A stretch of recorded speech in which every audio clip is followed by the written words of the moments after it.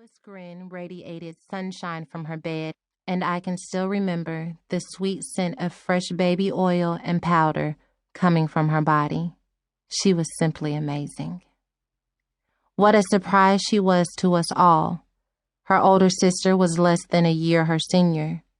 I had already been juggling twin boys and now 2 girls in my arms simultaneously.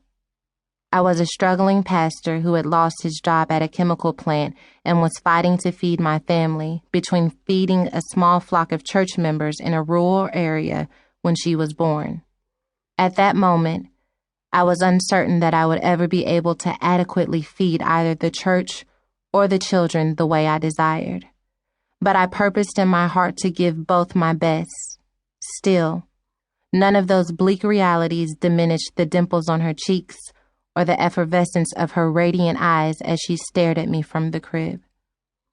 Given the turbulence of the times in which she was born to us, I should have known that this was the beginning of an adventure as wild as an Indy 500 race car on an oil spill. I can assure you of one thing. There was seldom a dull moment back then. So when Sarah tells her story, all I can say to you is fasten your seatbelts. You are in for a real ride. Given our meager fare and my concern with girding, guarding, and guiding my family, I was more preoccupied with provisions than purpose. This is a common proclivity among men. I looked at her and thought to myself, how am I going to feed another mouth?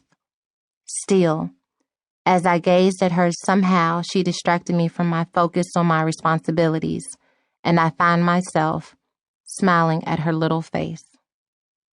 For a moment, I was wondering how this new arrival would affect our lives, and not just how she would add to our already strained budget.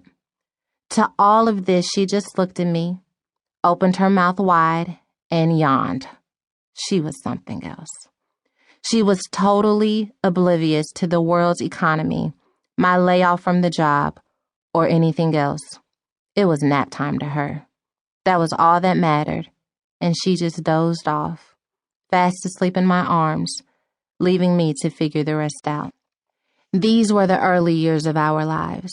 It was the beginning of a saga that would often be filled with uncontrollable laughter, as all my children have a real sense of humor. And at other moments, we had an unspeakable concern and anguish as we steered all 5 children through the turbulence of adolescence. And if that weren't enough to make your green eyes blue, we would be destined to figure it out while adjusting to living in the public's glaring eye. We had gone from a simple rural life in a small town to life in the very fast lane of a cosmopolitan city. It was a world as foreign to us as a skyloft apartment on the planet Mars. But I guess it doesn't matter the backdrop. Life is always an adventure from which only the strong survive. All of us have a story to tell, but not all of us survived to tell what happened and how we triumphed over the many tragedies that happened along the way. The path we were to travel was as curvaceous as the West Virginia roads where Sarah made her entry into this world. Even back then we had some battles, but none of those challenges prepared us for the Category 5 storms that hit us when we loaded up the truck like the Beverly Hillbillies and headed to the bright lights and bustling highways of Dallas. In a few short years, we would lose both my wife's mother and my own. Illness would strike my wife multiple times, and back pain would drive me to surgery. I was too young myself to understand that all storms have an expiration date.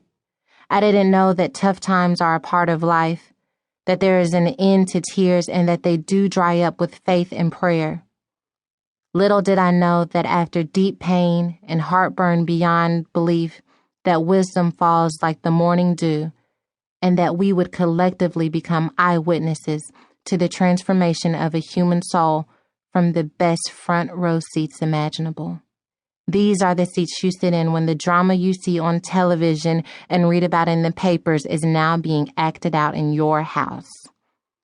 I guess I should at least warn you, do not expect a Sunday school storybook filled with Christian colloquialisms and religious rhetoric, nor are you about to read a stereotypical memoir of young ladies.